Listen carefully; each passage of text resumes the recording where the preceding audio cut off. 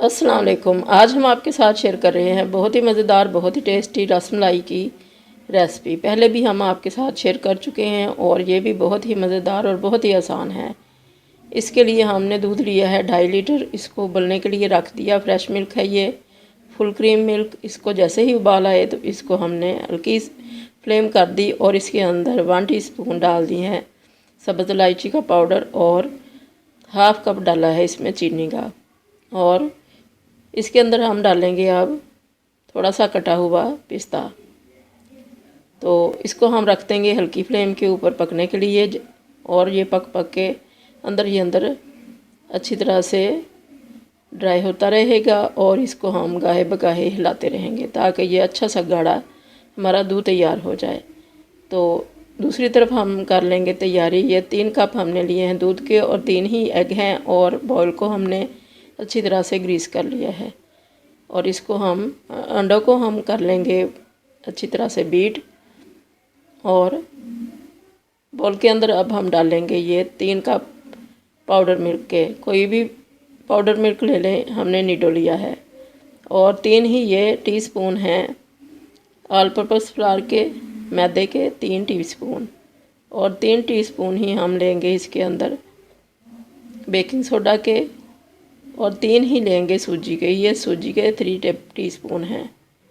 पहले हमने all purpose flower डाला था और फिर सूजी डाल दी 3 टीस्पून और ये इलायची पाउडर डाला और अब ये बेकिंग पाउडर है 3 टीस्पून।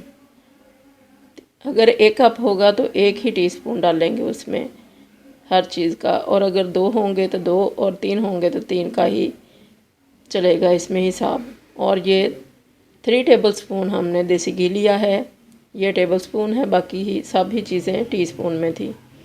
3 टेबलस्पून फुल भर भर के इसमें देसी घी के डाल दिए। चाहें तो कोई सा भी घी या ऑयल डाल सकते हैं। इसको अच्छी तरह से हम मिक्स करेंगे ताकि ये घी इसके अंदर अच्छी तरह से मिक्स हो जाए और बाकी चीज़ें भी मिक्स हो जाएं। और ये एग हमने जो बीट करके रखा था इसको आहिस्ता आहिस्ता डालते जाएंगे और अच्छी तरह से मिक्स करते जाएंगे।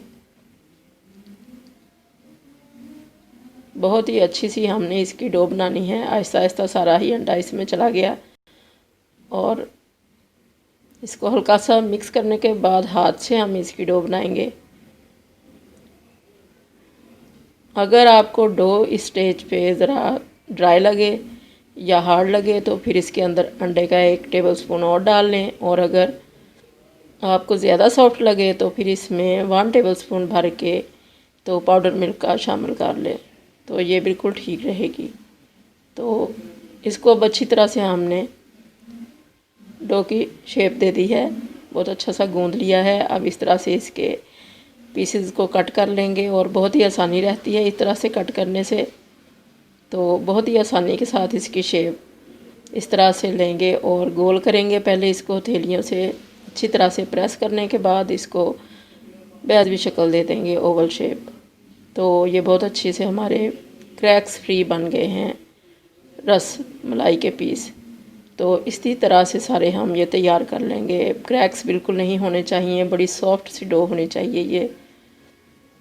तो ये हम सारे ही तैयार कर लेंगे। दूध हमारा तैयार हो चुका है, बहुत अच्छा सा गाढ़ा सा बन चुका है, वो बहुत ही खुशबूदार सा दूध है हमारा और बहुत ही गाढ़ा सा हो चुका है, ये देखें। तो इसके अंदर अब हम सारे जो हमने बनाए हैं रसमलाई के पीसेस वो ऐड कर देंगे और मीडियम फ्लेम है इस वक्त दूध के नीचे। तो अगर हाथ को अच्छी तरह से हाथों को ग्रीस कर लेंगे तो बहुत ही आसानी रहती है इनको बनाने में, शेप देने में, और क्रैक्स भी नहीं आते ज़्यादा। तो अगर हार्ड होगी आपकी डो तो फिर इसके ऊपर क्रैक्स आएंगे तो वो बहुत जल्दी से फट जाएंगे।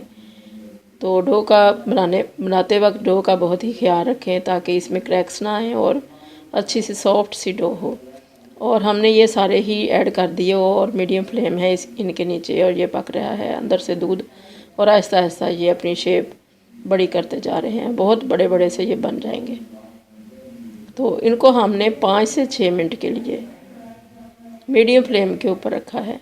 और ये बहुत ही सॉफ्ट सा हमारे पास स्पैचुला है जिसके साथ हम ज़रा ज़रा से इनको हिला रहे हैं ताकि इनको ऊपर की तरफ जो है वो नीचे कर दें कोई कोई हमें लगता है कि जैसे ऊपर से हार्ड है, तो वो उसको हम उसकी साइड चेंज कर रहे हैं।